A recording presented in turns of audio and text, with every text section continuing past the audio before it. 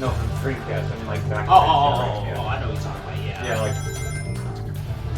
other systems never had it. Let's see, Panasonic 3DO was just too expensive, like $600 or something. Yeah. And it wasn't the most expensive console ever made. Was like $5,200. I forget why, but no way in hell would that work. Nope. Like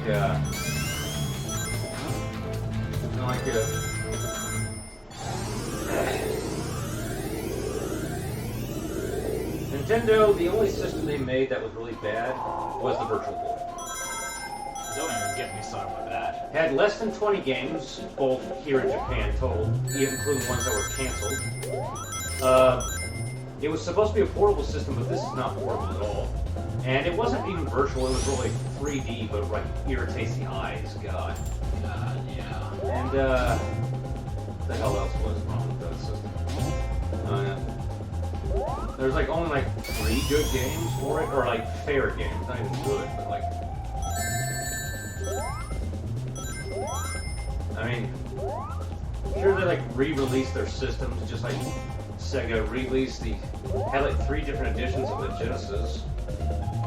Version 1 with the headphone jack, version 2, and version 3, which would not work with the Sega CD or Sega 32X. Nope. And that was kind of irritating, like, yeah. And of course, like, really, just like how Nintendo had, and Super Nintendo and PlayStation 1, they did release their re-release their systems again, like, to make them different design, but no reason why. Game Boy, besides, let's see, every Game Gear was the same color, black, and the same.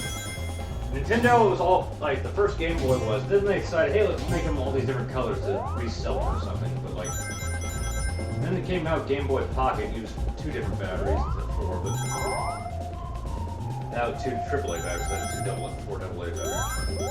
Then came out the Game Boy Color. Okay, we finally got color, but by then it was starting to fade. Yeah. Like, you couldn't even use a Super Game Boy anymore. There was, like, no Super Game Boy thing for Genesis. There was a Nomad, which was a portable Genesis, and, good idea, of course, if you're only going to be able to play it by yourself, and the battery span's not going to last long. Right.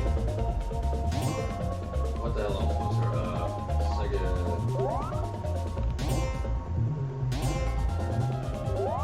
Game Boy Color was a pretty good thing. Sure, they made the system 3 different times. The SP was probably the best out of the 3. You know, the original one I had, the SP was the thing, and they had the micro for some stupid reason. Yeah. But the Virtual Boy, oh god. Yeah.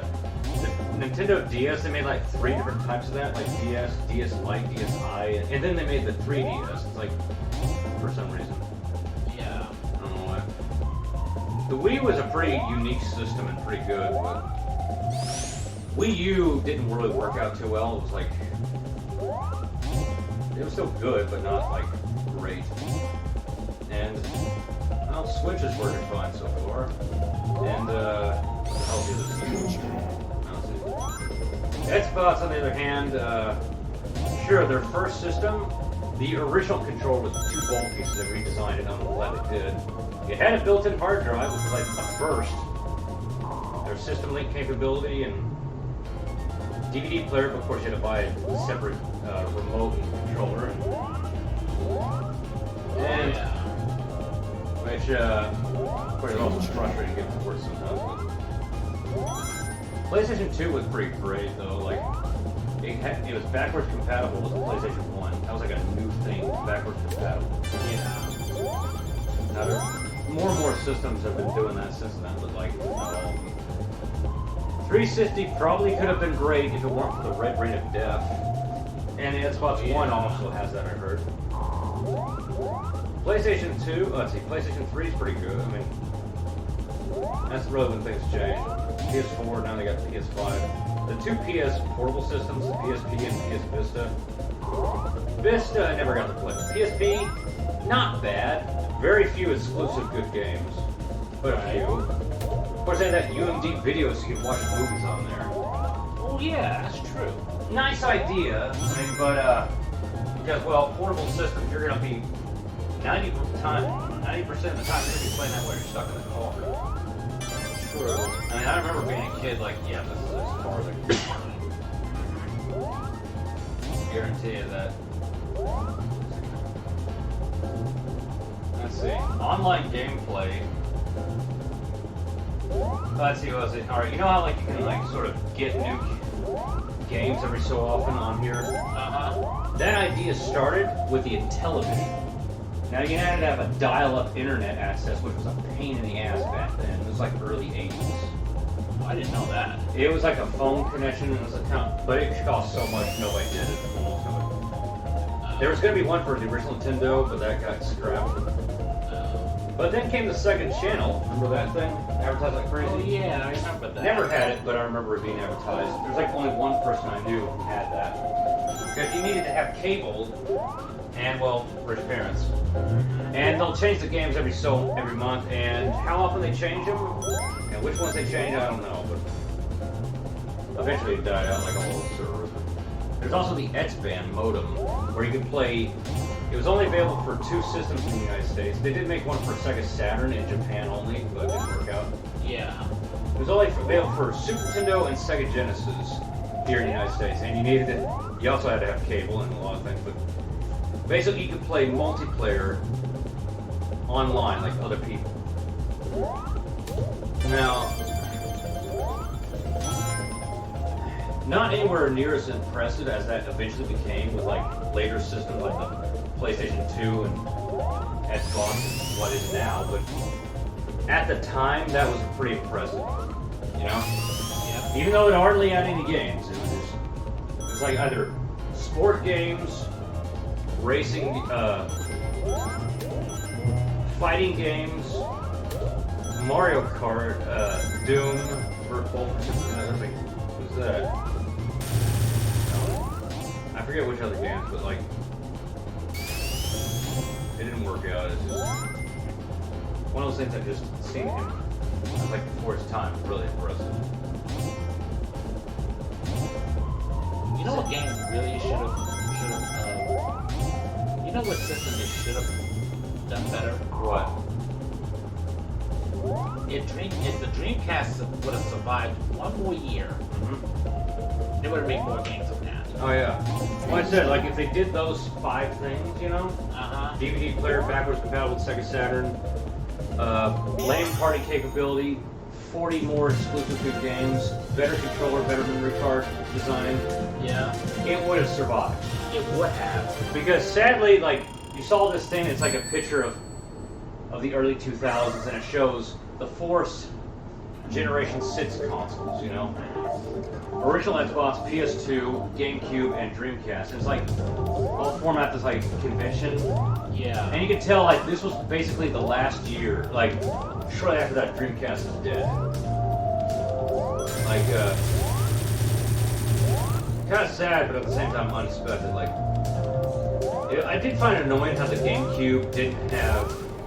Sure, it was like it was cheaper than the PS2 original Xbox, but I hate how they designed the disc so that way, so they had so there was never going to be a DVD player or anything, and there was no LAN party capability. Even though it did have the ability to play Game Boy Advance games, you had that converter thing. But man, that was one of those things. Like, I just wish Sega had done that, and then we would have like 4 video game companies to compete with instead of just barely 3. Yeah.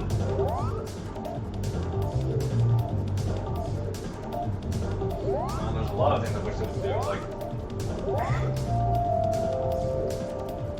Well, you ain't wrong about that.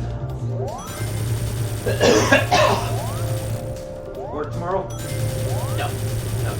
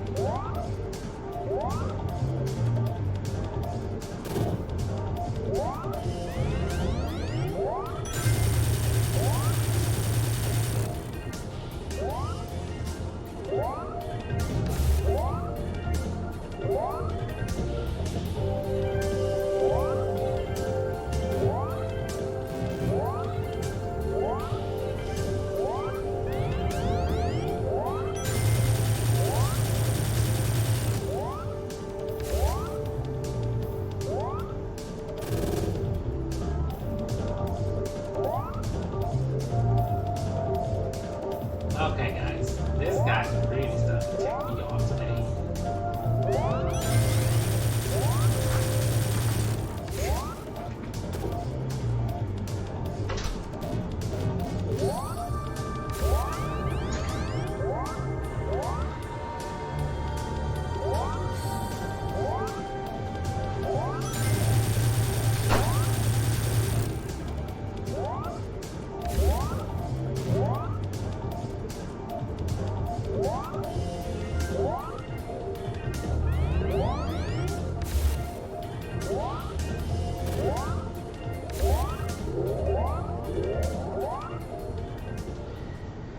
Oh, this guy's starting to tick me off today.